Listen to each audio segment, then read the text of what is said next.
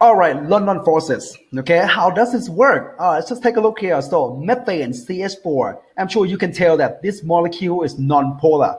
Right, so it's non-polar. The electron just floating around, like distribute equally in the molecules. Okay, no charge, everything is neutral, everyone is happy. But let's say if there's an external influence that make all these electrons migrate to one side temporarily. Okay, temporarily. So this non-polar compound can have just a little, become a little polar, just a little. On one side will be small, partial negative, and on the other side it has no electron. This become temporarily, partially positive. All right, and this if this happened to another molecule, the same molecules, there will be just a little interaction right there. Right, and this interaction is really, really weak. Look at the boiling point, negative 161.5 degrees Celsius, right? Water like 100 degrees, methanol 78, right? These are negative.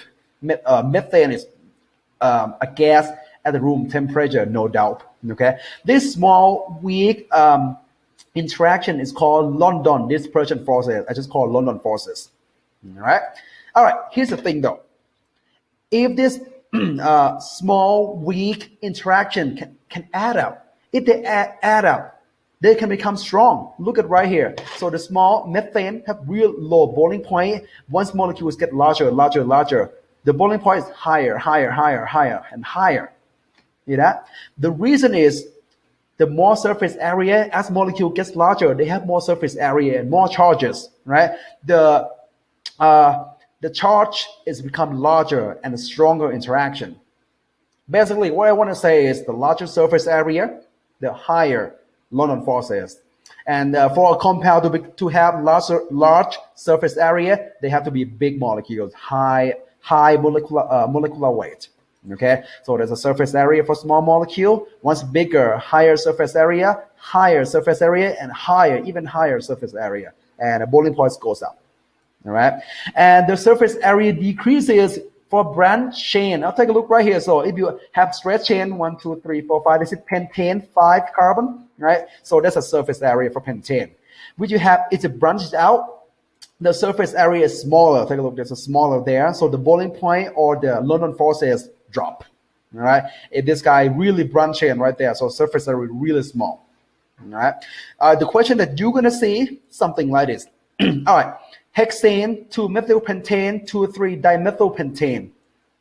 Can you rank the boiling point?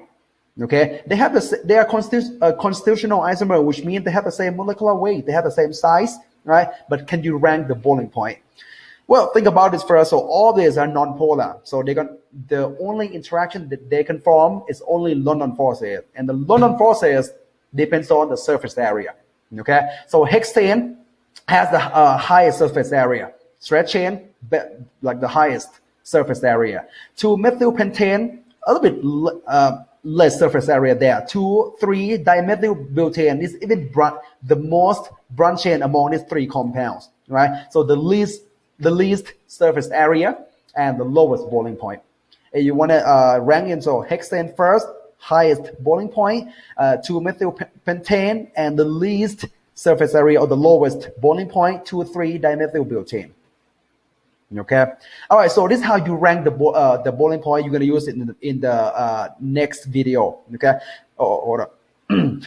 When you predict the boiling point, we have to look at the strength of intermolecular forces. Right. So ionic bond is like the best one. Ion dipole, hydrogen bond, dipole, and London forces. Right. Boiling point increases in the surface area. For London forces, boiling point increases, depends on the surface area, increases too. Right. The branch chain decreases the surface area. All right. Okay, let's practice together right here in the next video.